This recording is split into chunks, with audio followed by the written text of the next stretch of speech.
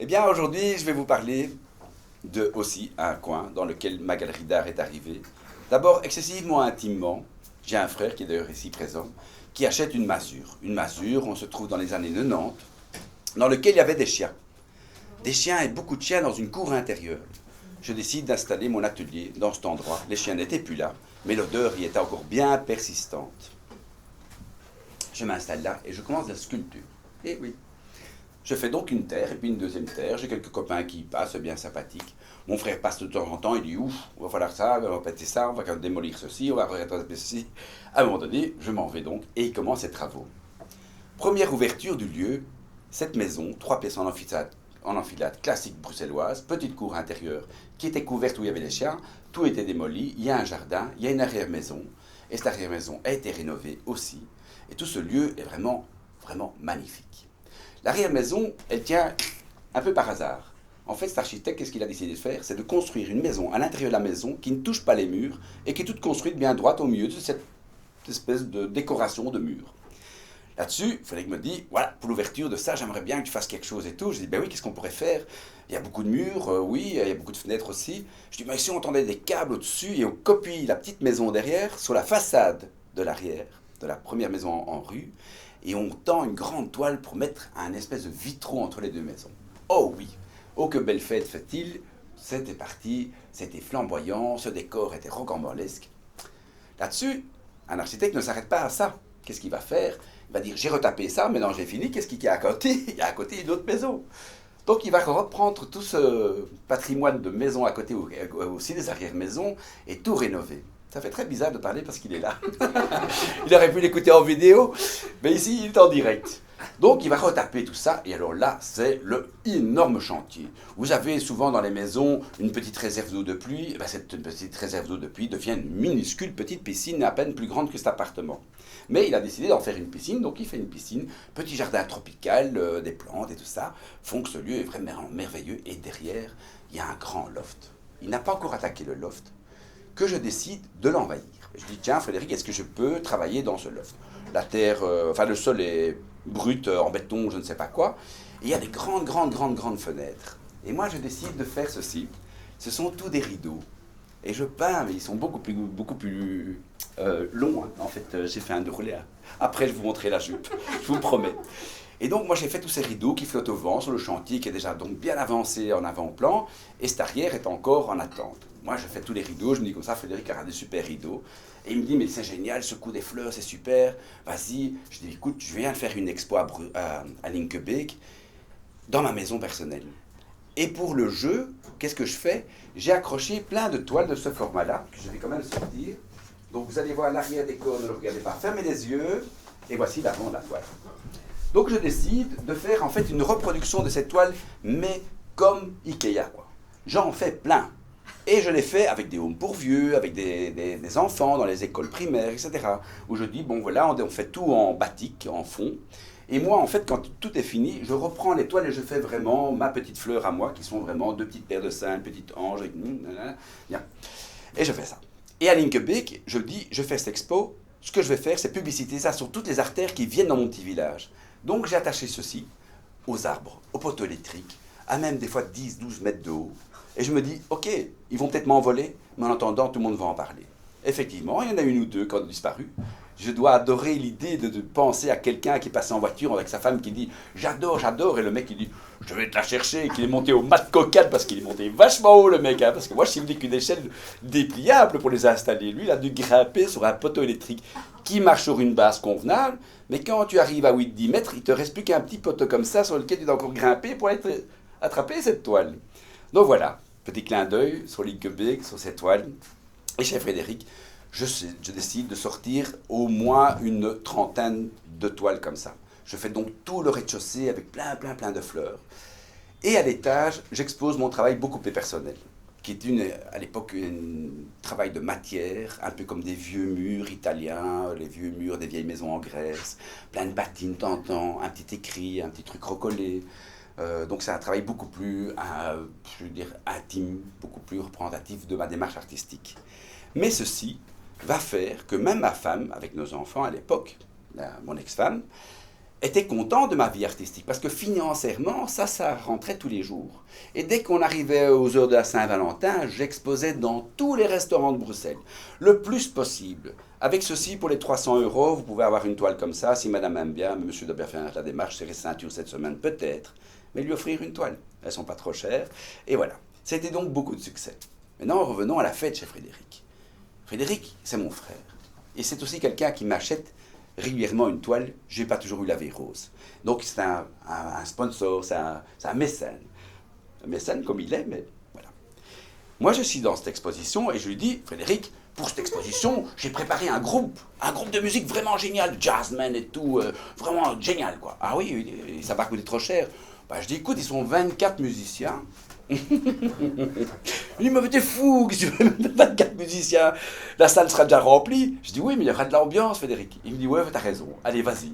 Le lendemain, ils ont encore rejoué avec un groupe un peu plus restreint, mais c'était une très très belle fête, c'est 2 jours consécutifs, une ouverture dans un immense lieu où tous les corps de métier sont sous la pression de l'architecte parce qu'il dit, il faut que ça finisse, il faut que les plaintes soient finies, il faut que le petit détail là soit fini, il faut que mes appliques soient finies. Et les appliques, pour en revenir, elles sont superbes, redessinées, tout ça, elles sont construites pour monsieur Frédéric Delade. Et moi, j'arrive avec mes toiles, je dis, c'est mon expo. Il y a un ego, c'est l'architecte. Et un ego, c'est l'artiste. Je me dis, putain, il y a un hall énorme, il m'a mis des appliques en plein milieu, j'ai plus de place pour mettre des tableaux. J'ai dit, j'ai une idée, je vais les mettre sur les appliques. Oh mon Dieu, un petit peu dur pour Frédéric, parce que c'est quand même mon expo, et de l'autre côté, c'est son lieu que les gens vont découvrir. Et voilà, il ne dit pas que j'installe toutes mes toiles sur les appliques et ça donne super bien. Il ne peut pas dire le contraire, il ne dit pas le contraire. Ça le fait bien chier pour les appliques, mais en attendant, les toiles sont mises en valeur et tout ça. La soirée démarre, c'est vraiment un grand band qui démarre, bon jazz et tout. J'ai un ami qui arrive, Magnum, Châteauneuf-du-Pape, c'est pour le band. Et c'est parti, c'est une soirée florissante et tout ça. En plein milieu de la soirée, je me dis, vraiment, ce qui serait chouette en plus, c'est que je fasse une toile en live, en painting live, parce que ce groupe, il donne. Et j'ai dit à ce groupe, j'ai pas énormément de budget, mais je vous offre une toile. Je vous offre une toile de 8 mètres sur 4. Je la peins, pendant que vous jouez, elle est à vous. The Green Band, un truc comme ça s'appelle le groupe.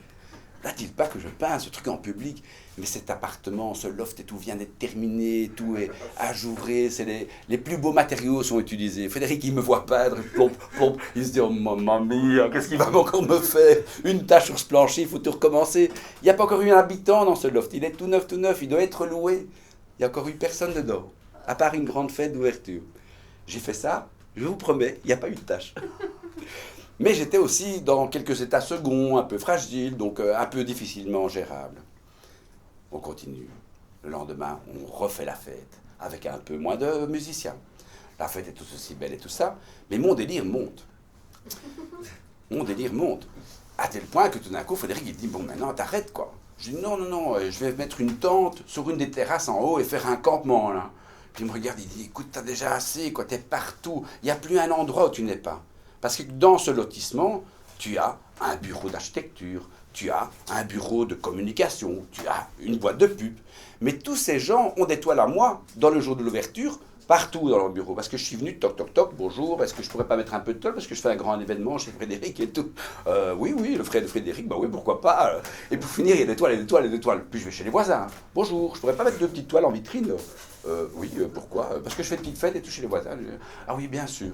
Dans le montage, pour donner un petit exemple caustique, je monte, et comme je prends plein d'espace, qu'il y a des toiles à l'extérieur et tout, il y avait plein de voisins avec des antennes paraboliques. Et bien pendant le montage, ils se sont dit, oh là, il se passe un gros événement là. Moi, j'ai pas vraiment l'autorisation de mettre parabolique. Donc ils ont commencé à le démonter, puis un deuxième voisin l'a démonté.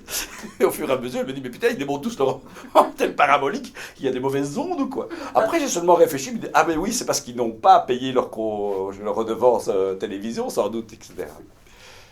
Voilà, l'histoire de cette maison, de cette exposition est terminée. Et pour un petit courant comme ça, c'est la controverse. C'est-à-dire que comme Frédéric et moi, on a eu plein de tensions. Il se dit, vraiment, mon frère va pas bien et tout, j'étais en séparation familiale, il m'a dit, écoute Walter, tu m'as pompé l'air, terrible, mais si tu veux, tu peux rester encore un petit peu, logé dans le loft, et après, tu t'en vas, quoi. Pendant cette période où je vais rester dans le loft, moi je rentre dans ma chambre, j'ai 3 salles de bain.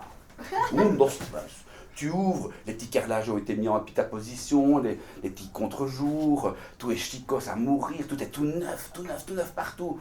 Tu as une terrasse là-bas, tu as une terrasse ici, tu as une terrasse de l'autre côté, enfin bref, un prince quoi. Donc je passe, tout le monde travaille, moi je me déshabille, je plonge dans la piscine. Mon frère Moya dit « Putain, qu'est-ce qu'il me fait celui-là » Parce qu'un maillot ça existe quand même, parce qu'il y a quand même plein de gens qui te regardent, là, c'est une vitrine sur la piscine quoi. Bon, je commence à délirer de plus en plus, il dit « Mais c'est pas possible ». Il toque à ma porte, il dit « Walter, il faut quand même que tu comprennes quelque chose. Je ne comprends plus rien, je n'entends même plus rien. Il peut me dire ce qu'il veut, ça rentre, ça sort, ben ça n'enregistre pas. » À un moment donné, ça va monter, et bon, ça va trop loin, et la police arrive. Il fallait parce que je ne comprenais plus rien. La police arrive, moi je me mets encore plus délirant. Je dis ça y est, je suis chez moi. Et la police vient me chercher. J'étais juste en train de préparer à manger. Alors je mets mon petit repas sur le plancher. Ils venaient me chercher, je dis laissez-moi manger encore. Donc je mange ma petite salade qui était sur le sol. Sol aseptisé, tout neuf et tout, traité à l'huile d'olive, tout ce que tu veux. Hein, donc on continue à manger. Je suis occupé, les filles qui se disent putain, le mec il est vraiment bien loin quoi. Puis monsieur Delade, vous devez nous suivre. Je dis écoutez, je vais juste à la toilette et puis après, je vous suis. À la toilette, petite porte nickel et tout, petite toilette bien chicos et aussi, tu as du verre dépoli. Donc il y a un contre-jour. Donc si je fais une ombre, ils me voient. Et alors, je fais un petit jouet, c'était un revolver, je dis « Je ne vous suis plus, je me suscite ». Le flic, il dit « Ah, je vais quand même pas défoncer la porte, mais il va se suicider », qui dit l'autre. Je vous dis, j'ai ouvert la porte, je dis « C'était une blague, quoi ». Et j'ai obtempéré, je suis parti avec la police. Voilà, j'ai fini l'histoire de la victoire au Jacob. Merci beaucoup. Alors, on n'est pas très nombreux. Mais il faut savoir que j'en ai donc fait beaucoup d'étoiles comme ça. Vous avez l'envers, vous en avez une autre derrière. Et je vais changer de décor parce que j'ai une deuxième histoire. Mais je veux aussi peut-être liquider quelque chose. Bon, c'est très désobligeant pour tout le monde. Mais je vais vous dire, il y a des choses qu'on respecte de toute façon. Mais c'est quelque chose qui appartient à mon passé. Alors, je ne voudrais plus l'avoir. Et moi, je dirais que je fais une vente publique. 10 euros. 10 euros. 10 euros. 10 000 euros. 10 euros à Antonio. Je voulais donner 1 euro. Sont cassés les 10 euros. Est-ce qu'il y a quelqu'un qui dit mieux que 10 euros? Attention, une fois, deux fois, 15. 15 pour Véronique. Antonio? J'ai 10 pour 20. Non, mais c'est 15. 25. 25. Aïe. Ça commence à être de l'argent, ça. On peut presque aller manger avec ça. Une fois. 26. Deux fois. 26. 26 et 20. 26 et 25. Une fois. 27. Deux fois. 27 euros. Juste rond. Qu'est-ce qu'il a dit? 27 euros. 27 euros. À la 1, à la 2 et à la 3. À la 1, à la 2, à la 13. 28, 28, 30, 30. 30. Tiens, c'est terrible. On recommence alors. 35. Yeah. C'est parti, écoutez, c'est une toile qui n'est pas encore signée. Attention, je peux encore la signer. Ah, il faut la signer pour le prix, attention. Non, avant, j'ai les enchères mon plus haut. Après, il fait une enchère pour la signature. 40 euros. 40 euros. 40 euros, Antonio. Est-ce que tu as des sous? Oui. Regarde. Il faut les mettre sur la table. Hein. C'est un poker. Tengo un amigo de cualquiera. Tengo un amigo que se llama cartera. Tengo un amigo. Une fois, deux fois, trois fois pour Tengo Antonio. un amigo que se llama dinero. Waterloo. Pon sur la table. 46. 46. Non, j'ai réussi seulement que 40. Magnifique. C'est moi? Une fois, deux fois, À la 1. trois fois. Non. C'est à toi.